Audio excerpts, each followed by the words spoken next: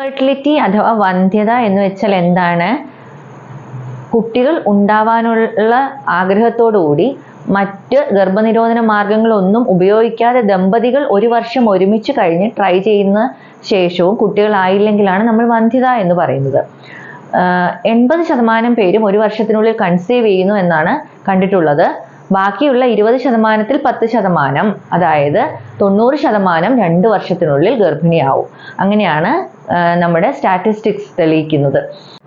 പരിശോധനകൾ തുടങ്ങുമ്പോൾ സ്ത്രീയും പുരുഷനും ഒരുമിച്ച് വരുന്നതാണ് എപ്പോഴും നല്ലത്.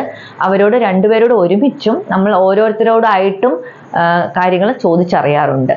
ആദ്യമായി ചോദിച്ചറിയുന്നത് വ്യക്തിപരമായ എന്തെങ്കിലും മെഡിക്കലോ സർജിക്കലോ ആയിട്ടുള്ള എന്തെങ്കിലും അസുഖങ്ങളുണ്ടോ എന്നുള്ളതാണ്. പുരുഷനോ സ്ത്രീക്കോ diabetes, hypertension, thyroid diseases, ജനിതകമായ എന്തെങ്കിലും വൈകല്യങ്ങൾ, എന്തെങ്കിലും സർജറി ചെയ്യേണ്ടി വന്നിട്ടുണ്ടോ? എസ്പെഷ്യലി സ്ത്രീക്ക് ഗർഭപാത്രത്തിലോ ട്യൂബുകളിലോ അണ്ടവാഹിനി കുഴലുകളിലോ വല്ല സർജറിയും ചെയ്യേണ്ടി വന്നിട്ടുണ്ടോ? പുരുഷന് വൃഷണങ്ങളിൽ എന്തെങ്കിലും പ്രശ്നങ്ങൾ ഉണ്ടായിട്ടുണ്ടോ? ഇവർക്ക് ലൈംഗികമായി ബന്ധപ്പെടാൻ എന്തെങ്കിലും ബുദ്ധിമുട്ടുകളുണ്ടോ? തുടങ്ങി പല കാര്യങ്ങളും നമ്മൾ ചോദിച്ചറിയാറുണ്ട്. ഇതുകൂടാതെ ഇവർക്ക് ഫെർട്ടൈൽ പീരീഡ് അഥവാ കുട്ടികളാവാൻ ഏറ്റവും ചാൻസ് ഉള്ള സമയം ഏതാണെന്ന് അറിയാത്ത ദമ്പതികളുണ്ട്. അപ്പം അവരുടെ ആ ഒരു അറിവിനെ കുറിച്ച് നമ്മൾ ചോദിച്ചറിയാറുണ്ട്.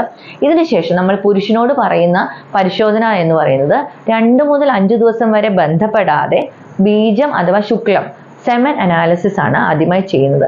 അതിൽ എന്തെങ്കിലും അപാകതകൾ കണ്ടാൽ മാത്രമേ പുരുഷന് വീണ്ടുമുള്ള പരിശോധനകളിലേക്ക് പോകേണ്ട ആവശ്യമുള്ളൂ. ഇനി സ്ത്രീകൾക്കും ഇതുപോലെ തന്നെ ഹിസ്റ്ററി ചോദിക്കും. ലൈംഗിക ബന്ധത്തിനുള്ള സമയത്തെക്കുറിച്ച് അറിയുമോ, അതിൻ്റെ ബാക്കി കാര്യങ്ങൾ, അങ്ങനെയുള്ള കാര്യങ്ങളൊക്കെ ചോദിച്ച ശേഷം നമ്മൾ ചെയ്യുന്ന പരിശോധനകൾ നമുക്ക് സ്ത്രീകൾക്ക് എന്തൊക്കെയാണ് നോക്കേണ്ടത്? യൂട്രസ് നോർമൽ ആണോ, ഗർഭപാത്രത്തിൽ മുഴകളോ വേറെ എന്തെങ്കിലും വൈകല്യങ്ങളോ ജന്മനാ ഉള്ള വൈകല്യങ്ങളോ ഉണ്ടോ എന്ന് നോക്കണം. അണ്ടവാഹിനി കുഴലുകൾ നോർമൽ ആണോ എന്ന് നോക്കണം. മൂന്നാമതായി അണ്ടോൽപാദനം നടക്കുന്നുണ്ടോ ശരിയായ രീതിയിൽ എന്ന് നോക്കണം. നാലാമതായി അവർക്ക് പേറ്റന്റ് ആയിട്ടുള്ള ഒരു ഇതാണ് വെജൈന, സർവിക്സ്, യൂട്രസ് എന്നുള്ള ആ പാത്വേ കറക്റ്റ് ആണോ നോക്കാം. പിന്നെ ഹോർമോണുകൾ കറക്റ്റ് ആണോ എന്ന് നോക്കാം. ഇത്രയും കാരണങ്ങളാണ് സ്ത്രീകൾക്ക് നമ്മൾ സാധാരണയായി പരിശോധിക്കുന്നത്.